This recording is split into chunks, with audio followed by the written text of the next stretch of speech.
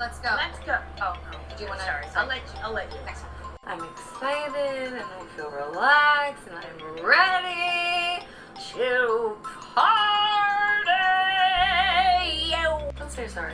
You don't need to do that. You don't need to apologize. It's a fucked up female habit. You don't need to be sorry for anything ever. Can you guess what every woman's worst nightmare is? I don't have rage issues! I have nothing to prove to you. When I'm good, I'm very good. But when I'm bad, I'm better. I say when it comes to stardom and Lauren, there are no accidents. Hi, Karen Peterson. Hello, and welcome to Citizen Dame, the podcast where we are reunited and we're so happy about it. Yay! I'm Karen Peterson, joined by Lauren Humphreys-Brooks, who's back in America. I'm back in America. Oh, God. I have to say, I wasn't sure if you would come back. I actually did text my mother at one point, just like, so you remember how you were afraid that if I left and went to New Zealand, I'd be like, I'm actually going to stay here? No, I honestly, like, one of the things that is preventing me is my dog. And even then I'm kind of like, what would it look like to bring a dog into New Zealand? How would that be done? It is possible. It is possible, but it would be a lot. It would be a lot of work. Yeah. So yes, I'm back. Had a great time, amazing time, fantastic, like different, fascinating country. It was great. What was it like to go to a country that has had a woman in charge as prime minister? Well, I mean, she's not in charge anymore. No, I know, but you've been to a country that has had that experience. It was wonderful. It was perfect. They also have like 5 million people total. Yeah, I will say. And like 1 million of those live in Auckland. So it's something like that. Yeah, no, it was amazing. Now they are trending more, like their government right now is trending more to the right, which a lot of great. Governments are. It's weird. Which isn't great, but yeah, it's a really interesting place. Really, it's a really different. It's hard to like explain the difference of like experience and sensation. One of the cool things I actually really liked was that it's a very young country in comparison. Like, so I've been to Europe before, and Europe is like this old, right? Like it's got, and by that I mean New Zealand has a very long indigenous history. But there's just this difference of feeling everything that like the major cities, etc., in New Zealand were built in like the 19th century. So in a lot of ways, a lot of their buildings, etc., are younger than America as well, which is really interesting to see. But then you've also got this very present and integrated to a certain degree, but also there's a lot of conflict, indigenous population. So it's a very interesting kind of dynamic and place. But yeah, it's like this building was built in like long ago in the 1890s, and I'm like, oh my God. Whereas you go to Europe and it's like the oldest building on the Tower of London is like 1000 AD, and in Italy they're still uncovering stuff from like the Roman Empire. Well, exactly. And like, so human settlement in New Zealand, there's some debate about it, but like maybe somewhere between like 800 and 1200, right? AD. Mm-hmm. And that's when the first Polynesians are known to have arrived in New Zealand. And of course, most of the buildings, so they don't build stone buildings, they build wooden buildings for a number of different reasons. So there's this long archaeological history, but there's not a lot of things that have survived in terms of structures and stuff like that. Whereas in Europe, you have very different, like you've got England, it's the oldest pub in England is from like 960 or something like that, supposedly.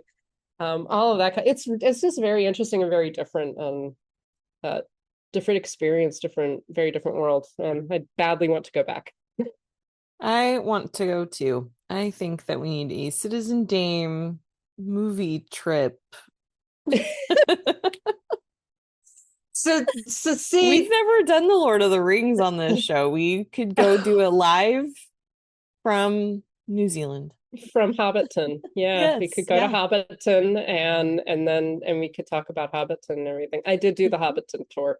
And I will say the Hobbiton tour is probably the most touristy thing that I did. And I did a few touristy things, but that was probably the most. And I will say they've done a really, really good job with not making it like Disneyfied and not like, it doesn't feel like an amusement park. In other words, it's not like, oh, let me take a picture of myself with Gandalf or something like that. It's a very integrated into the landscape, and they've paid so much attention to detail and everything. They've done a really good job with like keeping those structures and everything. And yeah, so I was impressed by that. Actually, it was just like, this is exactly my kind of tourist attraction. That's awesome. So yeah, so how are you, Karen? Not as good as you. I'm doing all right. Yeah, it's been fine here. I'm on spring break now, kind of. I don't get spring break, but I'm taking a couple of days off. And it's like this break just came at exactly the right time. The last couple of days I've been just like, I don't know. It's been hard. I'm sorry. I'm sorry. I'm glad you're on break. Yeah. So I am working a couple of days, but I'm gonna work from home. So it's like legitimately working from home. I know some people when they're oh, I'm gonna work from home, and they're just hanging out and not doing that. I have things to do, but it's gonna be nice to have a different pace. And yeah, I really need it. There's just been so much happening everywhere. It's like I just feel like it's weird. I live alone, but I feel like I'm just constantly bombarded with stuff and problems and just everything happening, and then the stuff that's been happening in the world and how that's affecting us here. It's so much. Even if you're not glued to the TV watching the news and being off Twitter, being off Twitter this award season has been amazing. The Oscars are this Sunday, tomorrow, at the time that we're recording this, yesterday at the time you're listening to it if you're a patron. But I was talking to a friend last night who's in the trades in the awards game, and he was talking about something that happened on Twitter, and I was just like, oh man, I do not miss being on Twitter at all. It's the worst. And he started talking about some of the things that have been kind of hurled at him, and it just reaffirmed all of my feelings about why I'm glad not to be there, because it's a cesspool. And I can't imagine what it's like now with all the political stuff that's happening too. Oh God, I was so grateful to have left Twitter before the last election. Just like, and it was stressful enough. Like, but with like not having that, because it is very addictive, and it is very like, constantly scrolling, constantly checking, like seeing what people are saying. And yeah, it's just, I'm so glad. And yeah, I'm glad not to be engaged with film Twitter anymore. I actually was reminded of film Twitter the other day because someone on Tumblr actually was posting some screen caps from like the time that like A Wrinkle in Time and Black Panther both came out. Gosh. Yeah. And we're talking about like, the way that the media was talking about both films and all of this. And I was like, oh my God, I remember this. In fact, I remember those articles. In fact, I remember getting into shouting matches with people over this. Oh God, I'm so glad I don't do that anymore. But it was just this like, oh God, like, yeah. And with this year, with Sinners, with everything, on the one hand, you're like, I kind of wish I was part of the conversation just to get to tell people to shut up. But also I'm glad I do not have to see those bullshit opinions. Yeah, exactly. It's insane. It's honestly insane. And so when I was talking to my friend and I said something about like, oh yeah, being off of off of film Twitter has been the best. He's like, well, but I'm dealing with it in every social media. And I was like, yeah, but my Instagram is literally full. There's some politics, but it's literally just cat videos, dog videos, and pictures.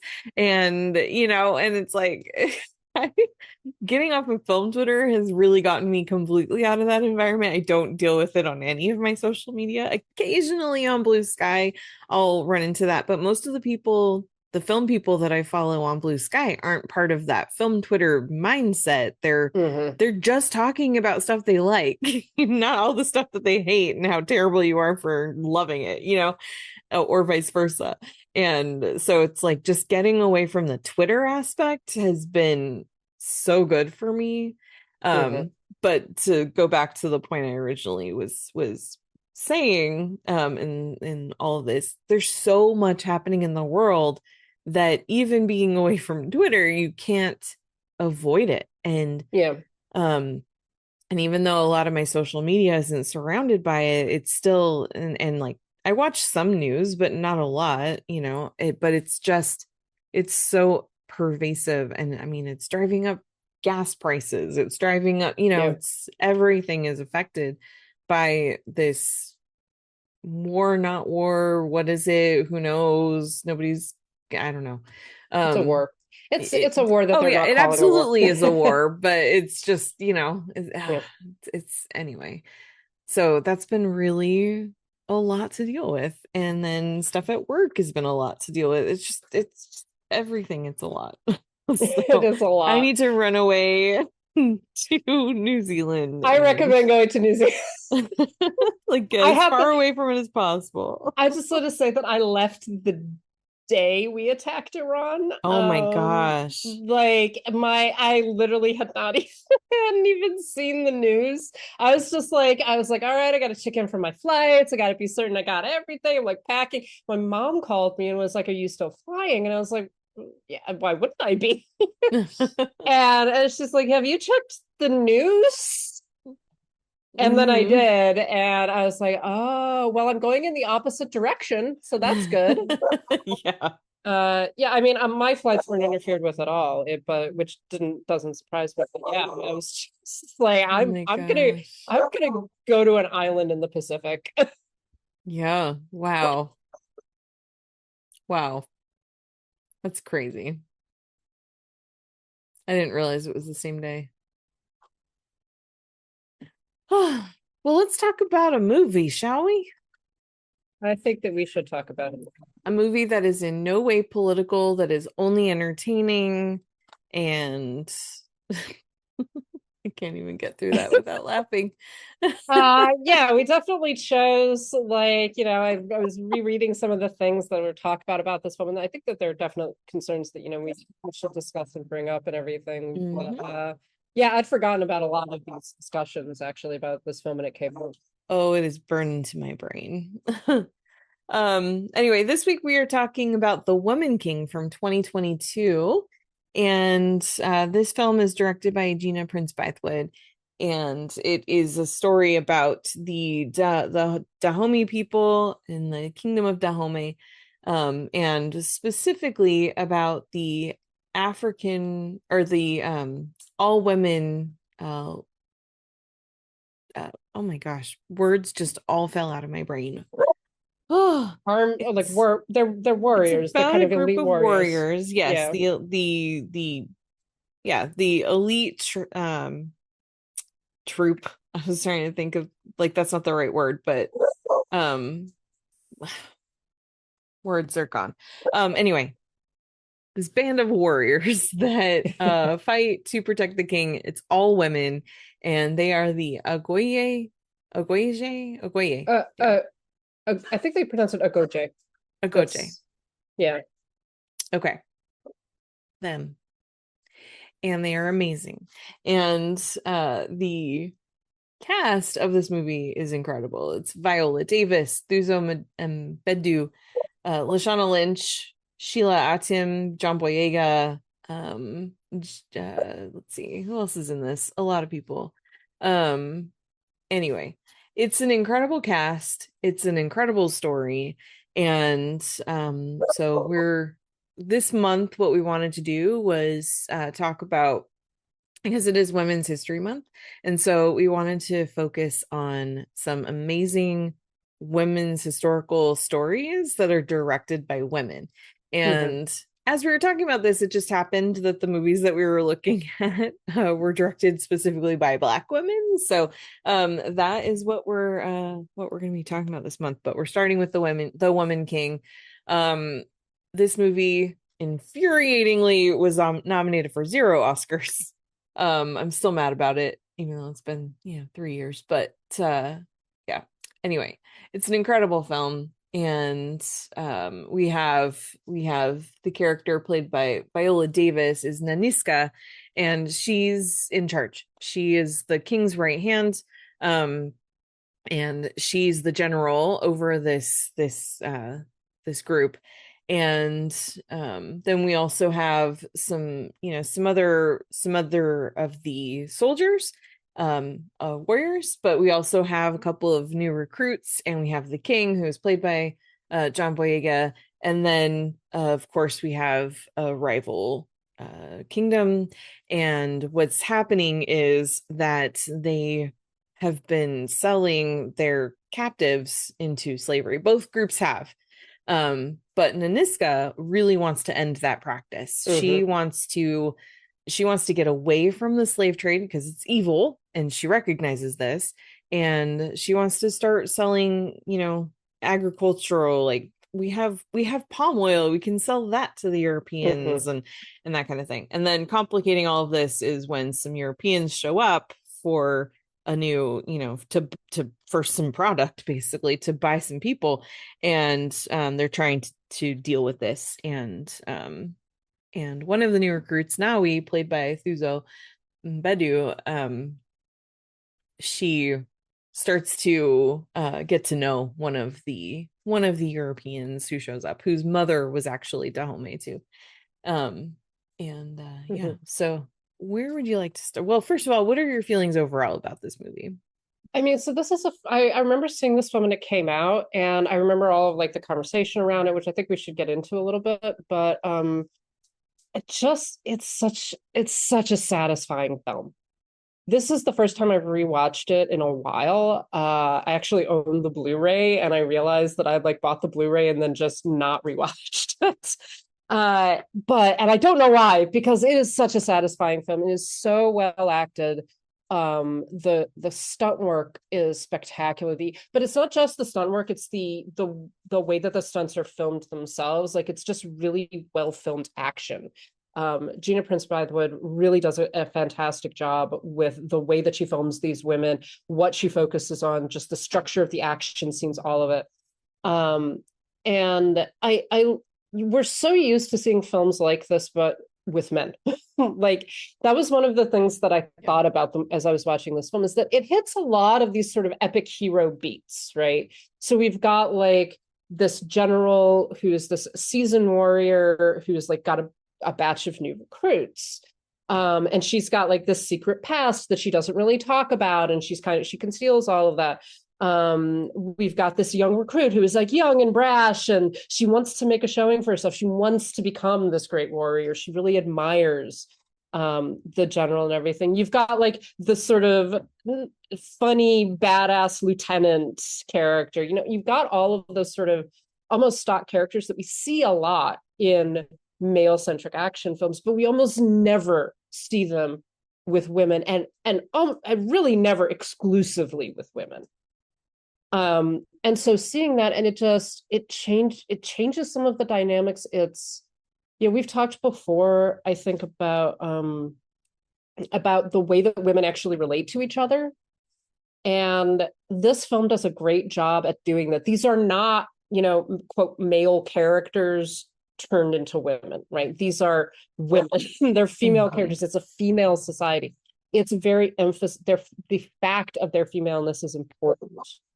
Some of the struggles that they face in terms of the sexism and the sort of the way that gender dynamics are navigated within the film and within the societies are very important.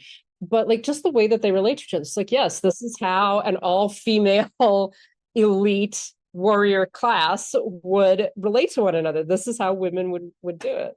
And then just generally, like, it's just satisfying. Like, there's one scene where one of the Agoije beats a white slaver to death with a set of chains, and it's so fucking satisfying. Like, it's just like, I'm sitting there going, like, do I know that this is probably not historically accurate? Yes. Is this really satisfying to watch? Yes, it absolutely is. You murder the shit out of that slaver. Amazing. Yes. Yeah, and so all of that, it's just a really, really well done film, and gives, we're so used to seeing, like I say, these kinds of action films, but also just these sort of historical action films that's particularly about whiteness and particularly about maleness in one way or another. And this one just isn't. And even with historical liberties that they obviously took, and sort of some of the problematics of that, it is still so good. And it does have to be looked at, I think, as historical fiction. And that's the way that it needs to be approached. But it's so good. It's so well done. Yeah. Yeah, that's my feeling. Yeah, no, it's such a great film. It's really well done. It's really well acted, as you said. All the things that you said, I totally agree with. And that's where, for me, and I'm an Oscar nerd. I always will be. But that's where I was so mad when this movie was completely shut out of the Academy Awards.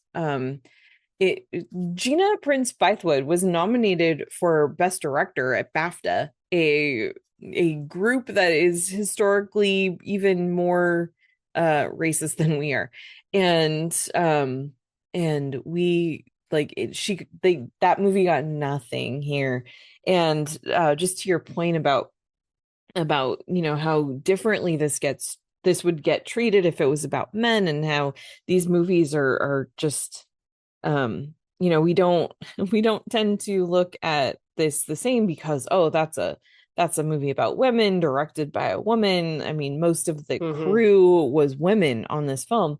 But just going back to that, so the movies that have won Best Picture, not even nominated, but won, you have Wings, All Quiet on the Western Front.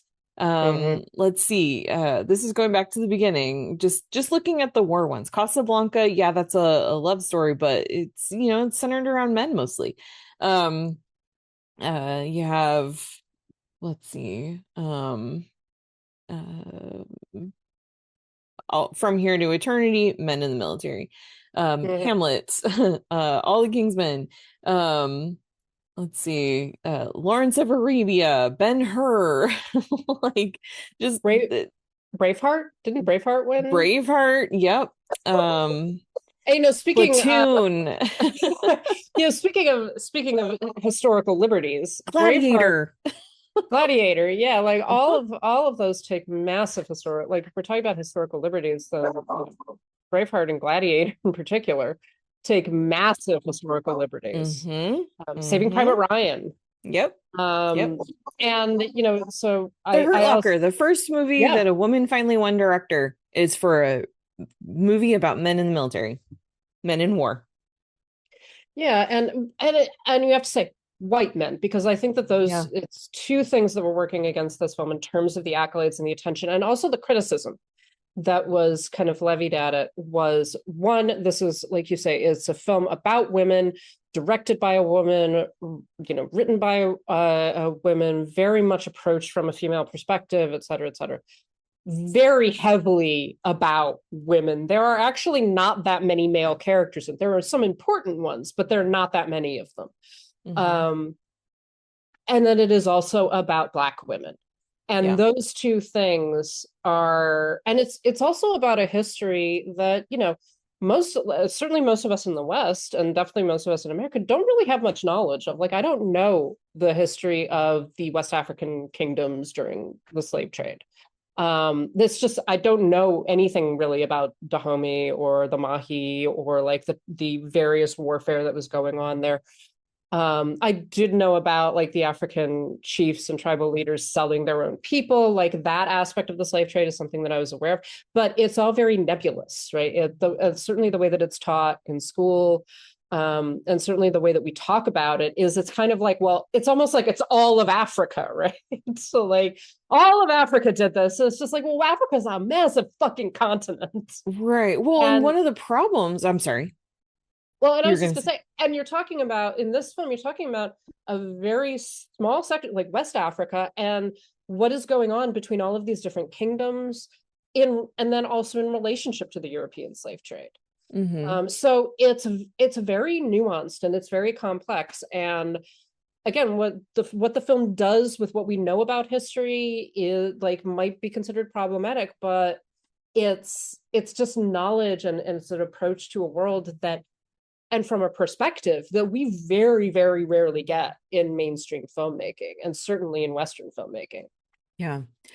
Well, there's two things that I want to comment on. One is, as far as what we know about Africa's place in the slave trade, that in itself is very problematic because, at least in the way that I was taught about it, it was taught in such a way as to kind of excuse Europeans and Americans. Like, well, you can't get mad at us for buying slaves because it was their own people that were selling them, which what? Like, that's just such a wow. Like, I remember specifically having conversations with people about that, like in school when I was younger, not a kid, but when I was younger, like in high school. I remember this being a topic of conversation, and that was used as somehow like a justification. Like, we weren't so bad because they were doing it. It's displacement. It's displacement. Exactly. And we hear it a lot. We hear it a lot when we talk about indigenous tribes in the Americas, when we talk about indigenous tribes in the Pacific. And this was, well, they engaged in tribal warfare. They engaged in, land grabs and slavery and all of these different ththings. And we're displacing that guilt, basically. You're saying like, well, because they did it. And so the Europeans were just doing what the people there were doing anyway. So yeah, it doesn't count in some way. And I will say, so the information that we have about, like, in terms of the historical accuracy of this film, Dahomey did engage in the slave trade, and it continued to. And I think that was part of the objection that a number of people, this wasn't like a bunch of white critics solely. There were also black critics, black commentators talking about this, that it papered over the engagement that Dahomey specifically had with the slave trade, and that they continue to have, because the film very much presents it as this kind of turning point for their kingdom, where they had been selling their people, and Nanisca in particular is saying, like, we need to stop doing that. We need to stop engaging with this. And that's just not historically true. Right? Well, here's what's interesting about that, though, because I remember being at a film festival, and the director was there, and she was talking about this, and she was addressing the fact that a lot of people were complaining about the historical accuracy. And she said, I remember specifically her talking about how thoroughly researched they were on this movie, and how she's like, we're getting attacked by people who are using Wikipedia as their main source. Yeah. She goes, I stand by what we put into this movie. It was very thoroughly researched. As far as the best of her knowledge, this really was a turning point. She's not trying to paper over things. It's just that, a lot of information that's out there is just incorrect. And they were digging into records like in Africa, trying to and in Europe, and really trying to get to what was the actual truth. And so she did acknowledge that it's not 100% accurate, but it's way more accurate than she's been given credit for. Well, and I think that that's good to know, like, because I don't have tons of knowledge about this. I just, like, I basically was like looking through some of the discussions of the controversy back from the years that happened, and like, it's one of the things that I think is good about the film is that it's very engaged with slavery. I remember reading some of the reviews and being like, oh, it's ignoring the slave trade, and then I watched the film, I was like, it's all about the slave trade. They acknowledge it in the opening, like title like, cards. yeah, this is about, like, in part, it is about Africans selling Africans, right? It Yeah. is about the chiefs selling their people and using slavery as a way of punishing people, as a way of taking over other lands, as of, like, you know, getting the whole thing with the Oyo Empire is about, yeah, gaining tribute as well as having control of the port. All of those things, and how this is all related to the European slave trade at the time. And one of the things that the film does well, regardless of historical accuracy, is that it kind of uses the Agoije and the Kingdom of Dahomey as kind of a jumping off point to actually tell this story from an African perspective. And to actually begin to dig into some of the complexities of what was going on within Africa, not within Europe, not like, is this right? Is it wrong? No, of course it's fucking wrong. But here is what is going on within these tribes and within these kingdoms that is fueling this. And the people that are resisting it and the people that are arguing about it as well. Yeah.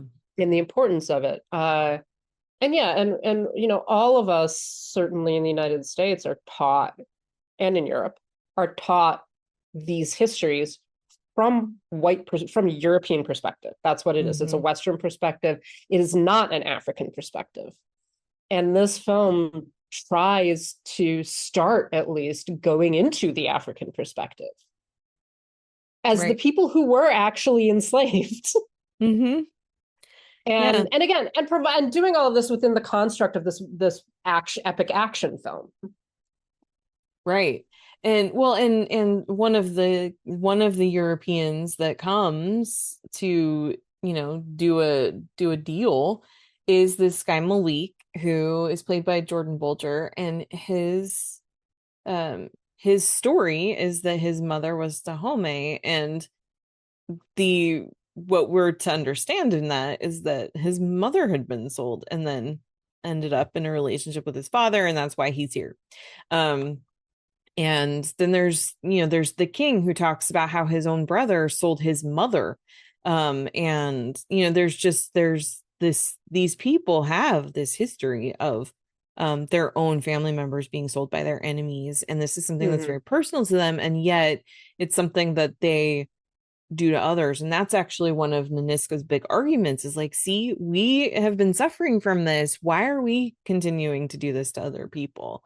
And so she's really invested in trying to put a stop to it. At the same time, she has a job to do, and she's very, very good at it, and she's going to continue to train up the best warriors and to continue to protect the kingdom. It's that combination of loyalty to the kingdom, and as well as like anger at what the kingdom is doing, and sort of pushing this young king, right, who's fairly recently come to power and is more of a reformer, to be like, we have a choice, we can do this differently, within like the strictures of that. I think also it should be mentioned that it's very much from a female perspective. And part of Nanisca's anger about it is that, so she, and I like the way that this is handled, because it doesn't emphasize her rape particularly. It gives us just enough to help us to understand what she went through without, you know, indulging in it, as it were. And to feel some satisfaction when she goes back and you know, gets the guy. It's very, very satisfying. Exactly. But so one of the things that she repeats throughout is she's particularly concerned about the women who get taken, and particularly about the Agoije, because there's this undercurrent of the male warriors and the male sort of conquerors dominating these women who dared to fight them. And that's part of it. And so she is also taking the perspective of like, it isn't just, and you know, you go to the Malik's mother, right? It isn't just quote unquote enslavement, it's also rape. It's all of the things that are done to women in particular in enslavement and in warfare. And you've got this story about these incredibly powerful women, who are also have to face those extra threats. that, male warriors, at least within the construct of a lot of films, really, it's very rare. Like male battlefield rape was fairly common in reality, but it's very rare that is shown or discussed in films. And with this, it actually is like showing and discussing rape and that kind of violence against women, while prizing the woman's perspective and prizing her concerns and their concerns about their sisters and about the people who are suffering in this male dominated space. Yeah. Let's talk about the warriors because they're amazing. Let's talk about what they do and how they are very different from the men, because they're not going in and raping the men. They are just killing them in very brutal ways. And it's, again, very satisfying. I love the brutality. I actually like it's that rareness of brutality coming from female figures and it not being vilified. Right. And it's weird to say in some ways, but I'm just like, you know what? I love the fact that these women just break people's necks and cut their sharpen throats. their sharp. Oh my gosh. There's the part where Lashana Lynch's character, she has her nails filed to points and she just gouges this guy's throat out. And it's so cool. Just like she, I think at one point she says, you go for the eyes. And it's great. It's like, oh yeah, that makes perfect sense, actually. Izogi is one of my favorite characters. She's so great. She's hilarious and badass and like just so tough and like I love her. The way that they put oil on themselves so that their skin is slick and they can't just be grabbed, like all these really smart things that they do.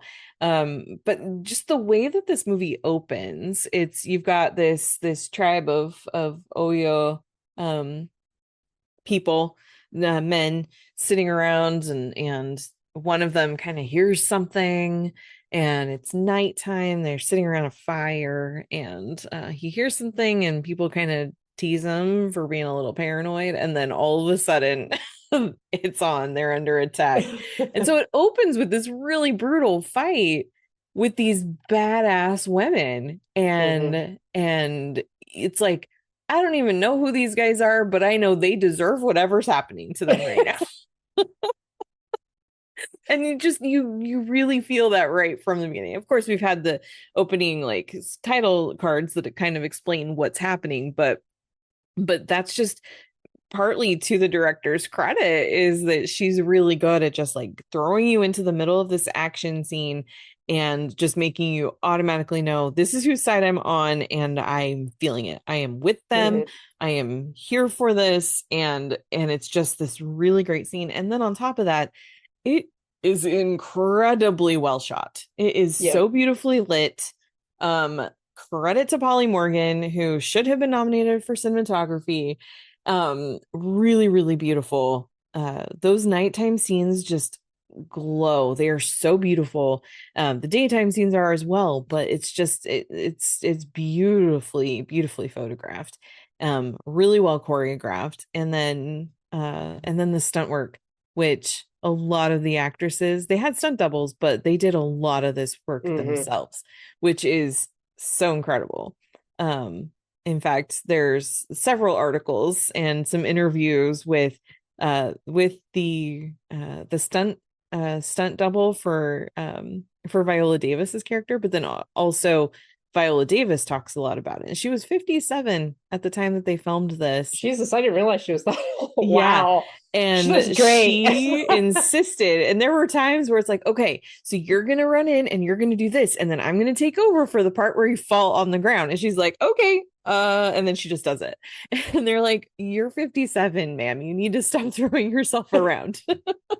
You are the star of our movie. We can't deal with you getting hurt. And she just kind of insisted on doing all of that herself. So she did about 95% of the stunts herself.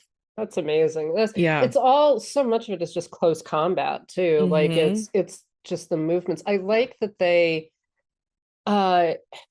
it's it's not, because so much of it is not about brute strength, and like, because it's obvious, because some of these men are like, some of the men that they fight are much bigger and just stronger, right, like, than they are.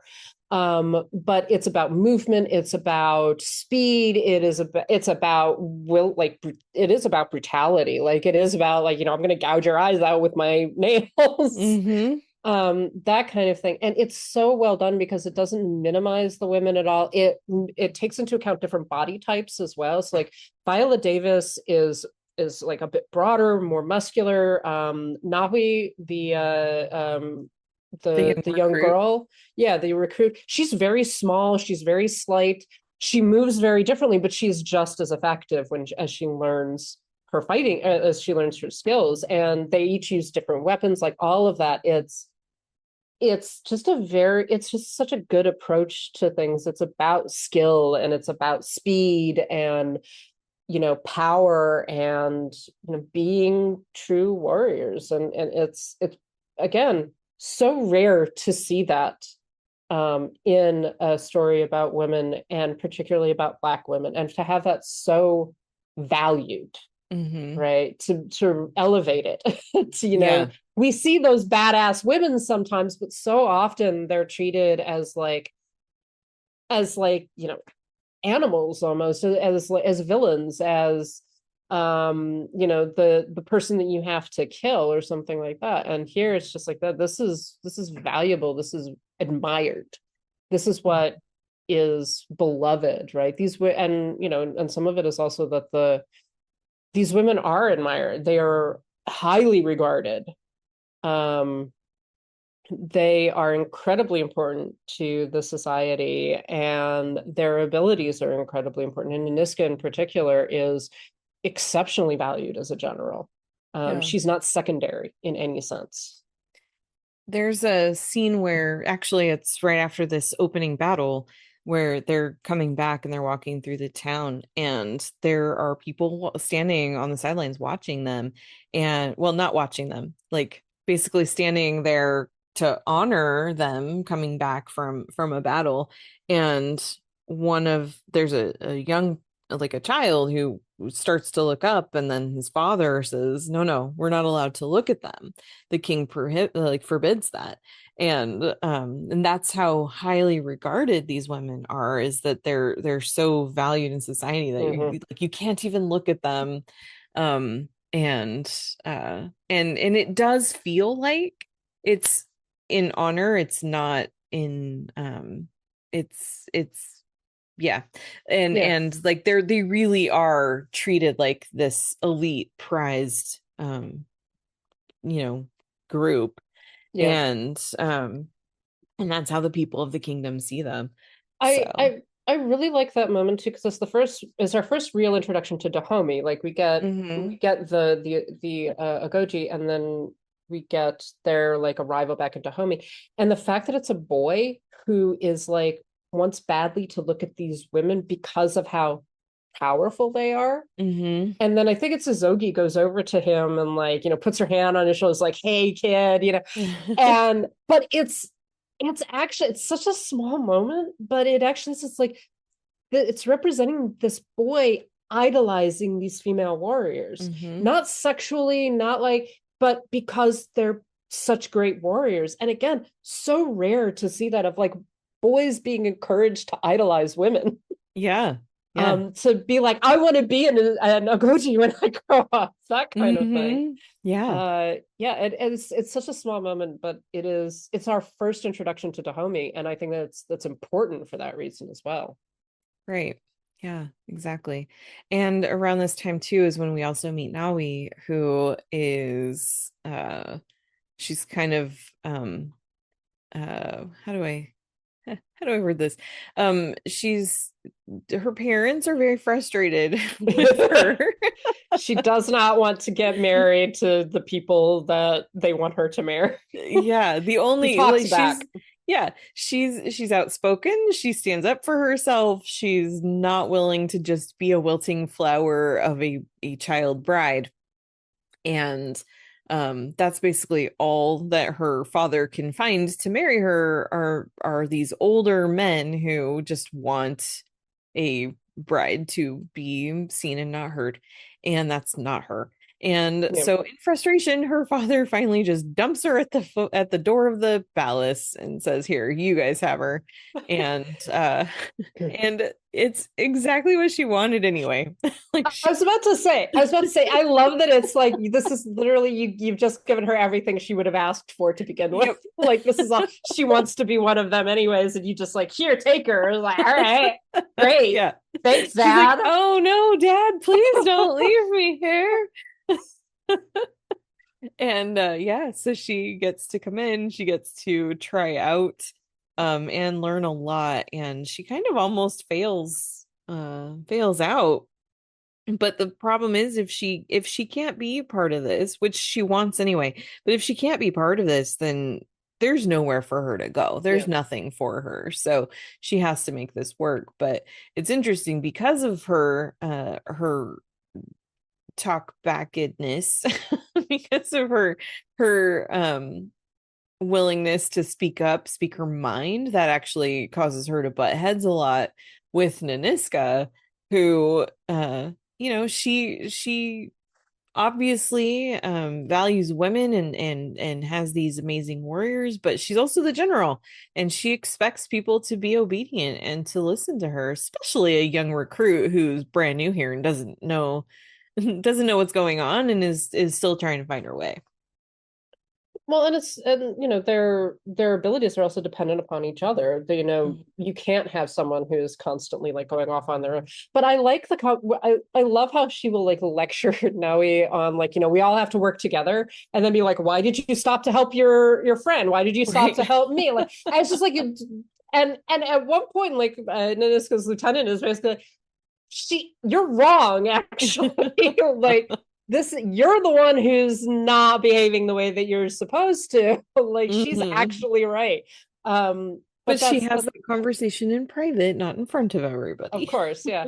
But I like, again, there's all of that emphasis on sisterhood, and on, we have to be there for each other, and we also have to listen to orders, and also know when to disobey them. Like, know when actually I'm going to do what I think is right, or I'm going to help my friend, I'm going to help my sister to survive this because I want her to survive it, and that's part of the bond that is developed as well. Yeah. So there's a bookend to Naui's not story but training that I really love, and I think it's brilliant. And that is when they start training, and they get all these new recruits, they get handed this rope, like, here's your first weapon, and it's rope. And now he's just like, this isn't a weapon, I want a sword. And so Nanisca's like, okay, here you go, hands her sword, which immediately she cannot lift. It like just clunks to the ground. And she immediately realizes when that happens that like, oh, I spoke too soon, I'm not ready for this. But Nanisca's gonna really make sure to drive this lesson home. And so she's like, go chop that head off of that mannequin, basically. And now he's just like, no, I was wrong, okay, I'll do the training. No, you're gonna go do that. And of course she can't. She gets the blade stuck in the neck, and then Nanisca shows off by just chopping it off. And so it's like, it's a funny and it's effective moment of, listen, girl, you have so much to learn. That is bookended later by a scene where they're in this big battle, and what does Naui use? A rope. A rope. Does she have also like a knife or something attached to the end? She has something attached to it. She's got like a hook at the end. And that kind of a weapon is so effective and so difficult to use. Yeah. Because it is so easy to hit yourself or hit somebody else. Right. That you're not intending to. But like, if you can use it really well, it is one of the most effective weapons, you like, hand-to-hand combat. Oh, it's brilliant. Yeah. But I love that bookend of, she's so determined, I want a sword, but it turns out that she's very, very good with this. She learns the skills with the rope, and that becomes something that she uses very effectively. I love the way that that's done. Yeah. And it's also really funny watching her just like speak up and be like, no, I want a sword. And then that goes terribly wrong for her right away. See, it emphasizes like, it's like, oh, I want to use a real weapon. And it's just like a real weapon is really fucking heavy. Mm-hmm. You have to actually, like, swords are heavy. You have Look to at your have tiny little arms. You're not ready. training. You have to have training. You have to build up muscle in order just to be able to lift it. Like, it's not that easy, actually. Exactly. Yeah. And but that's the thing is Nanisca makes it look easy because she just, she's able to carry that around one-handed on her shoulder. Like it looks like it's nothing to her, because she's been doing this for so long and because she's, very, very experienced and very muscly and, it's yeah. But I just, that childlike hubris and immediate humility of whoops, I spoke too soon. I think it's really great, and I love that. Yeah, and then as Naui is there, we start to learn more about her story, and it turns out that she and Niska are connected because Naui, as much as she was the bane of her parents' existence, they were not biologically her parents. They adopted her from an orphanage. And it turns out that Nanisca, the one of the times that she was raped, well, she was captive and raped repeatedly and ended up pregnant. And of course, the Agoije can't be married, they can't have children.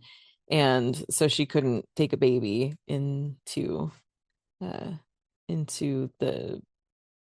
castle, the kingdom. And so her friend ends up taking the baby for her and placing her for adoption. But before she sent them away, she embedded a shark tooth into the baby's shoulder. And surprise, surprise, Naui has a shark tooth embedded in her shoulder from a scar that she's always had and has no idea where it came from. And so, yes, Nanisca and Naui are mother and daughter. I love how that plays out too, and I love that again, we have all of these stories about sons and fathers like so often, and again we've got mothers and daughters, and that the difference in that relationship, but also like as the film draws to a close and like they've defeated the slavers, they've like there's a great deal of hope and everything. I love the fact that Naui and Nanisca have a couple of conversations, including Nanisca saying like, you are not responsible for the harm that was done to me. And there's that theme that runs throughout about the trauma of Black women, and because of rape, because of assault, because of we get like hints of it with Malik as well, with his mother having been a slave, and all of that, and like again, like actually approaching that trauma and being like, it's not your fault that these men hurt me, right? And I love that ends then with Naui asking Nanisca to dance, and like actually getting up and all of these women dancing together, because Nanisca is so serious throughout the film.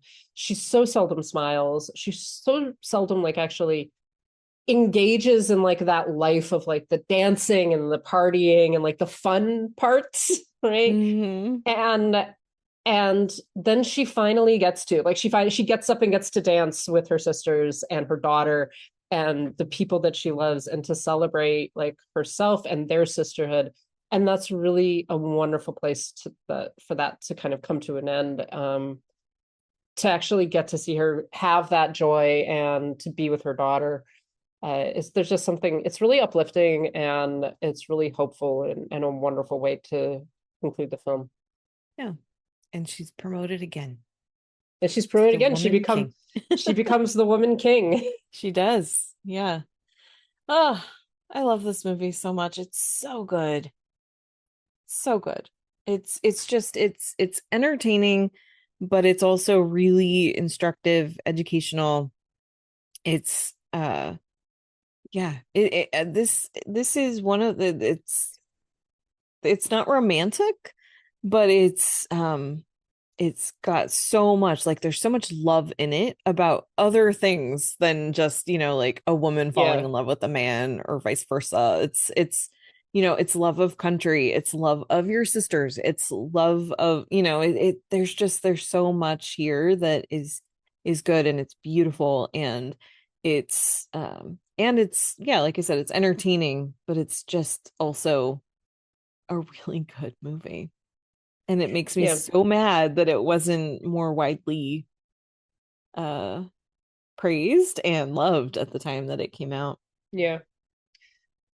There's one little bit that I really love, and it's just like a couple of lines, but it's between I think Santos, the Malik's Portuguese slaver friend. Played by Rafe and Joseph Fiennes' nephew. And Oba, the Oyo kind of chief, right? Or the general. And they're having like a conversation about land and about slavery and everything. And Santos is like explaining the problems that are going on in Europe right now. And Oba says, I love it. He says, I'm not interested in your tribal warfare. And I just love that because actually like when I was, just randomly, when I was in New Zealand, there was all these conversations about like the different Maori tribes, et cetera, fighting each other.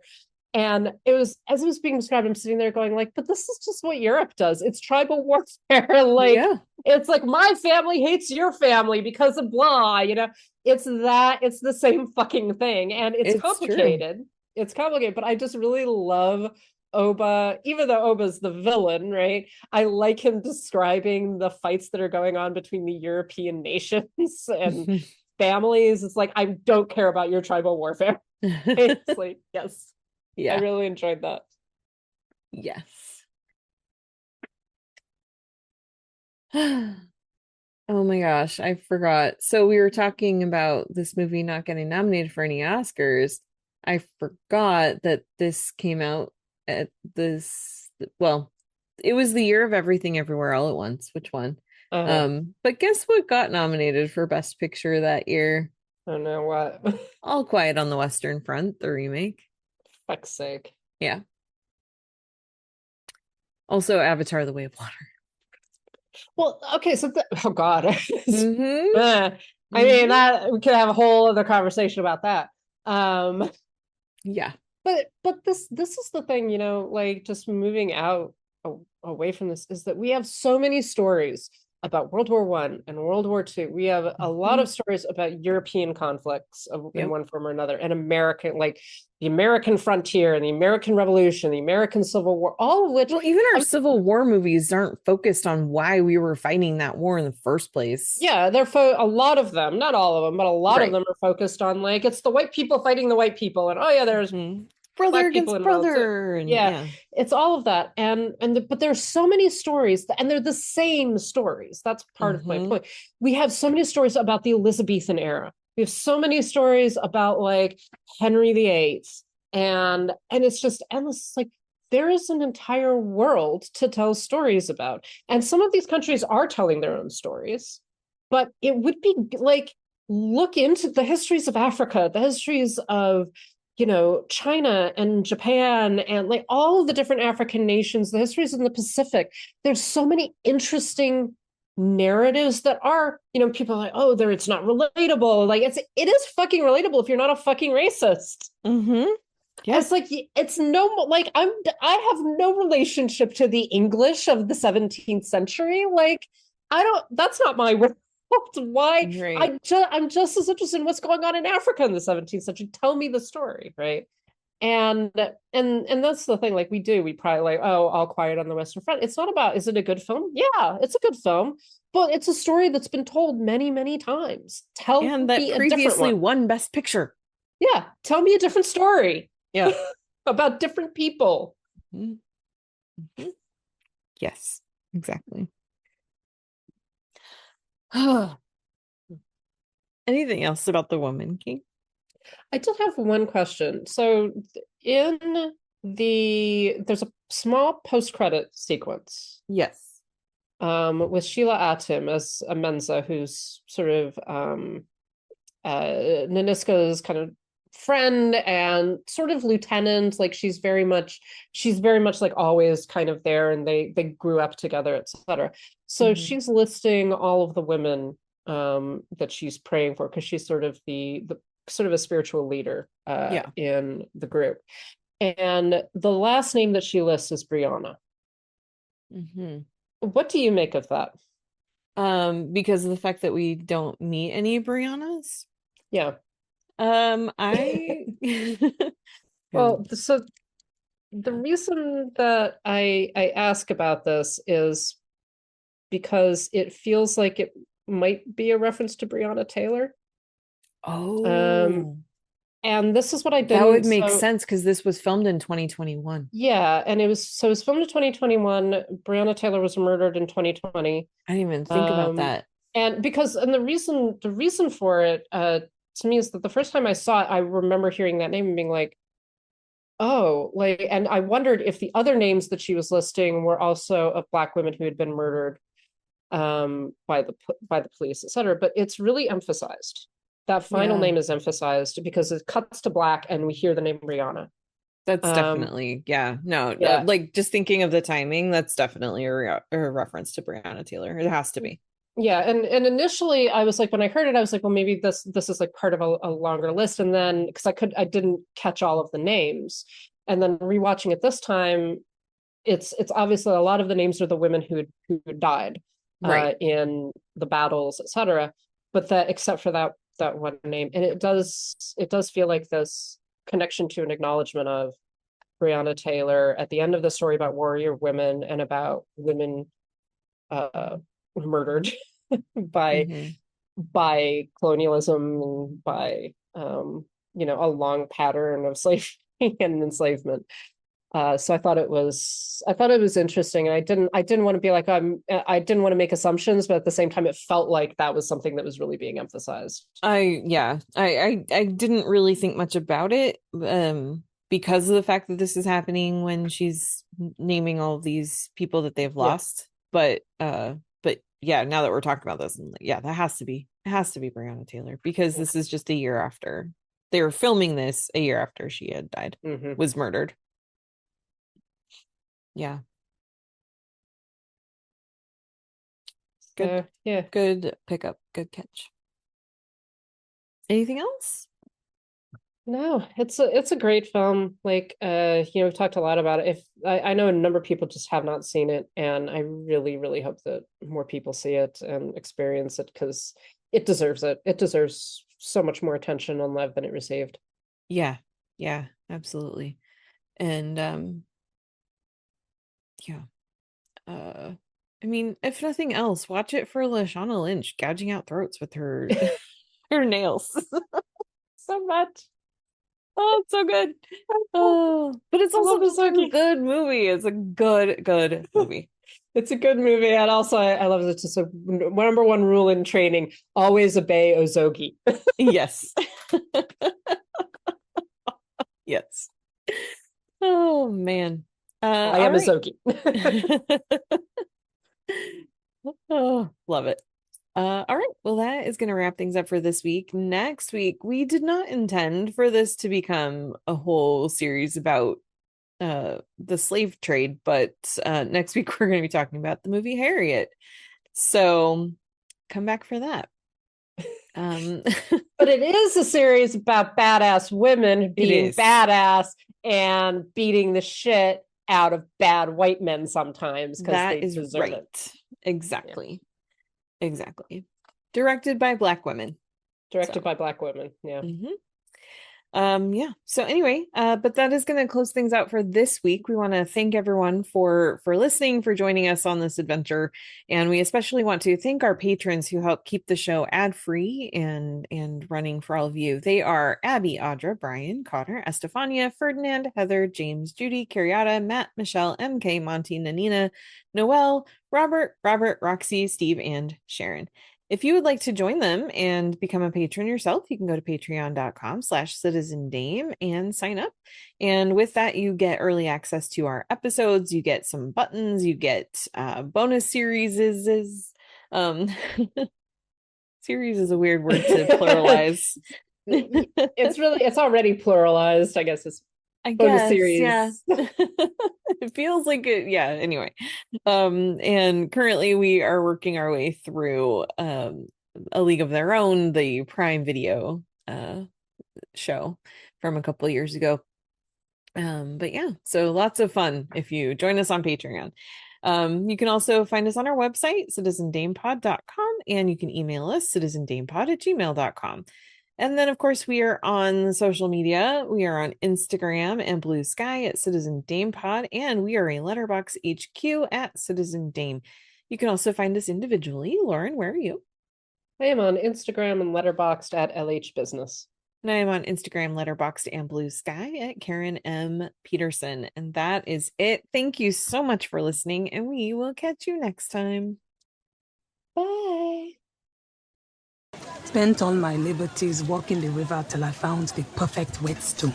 Shaped smooth by the waterfall, sharpened to a thorn. Pop out the eyeballs. Fight is over. They are also useful in keeping the trainees in line. Why be not bathed? They are going to bring the buzzards. I'll let the others go before me. The first rule of training: always obey Izogi. I am Izogi.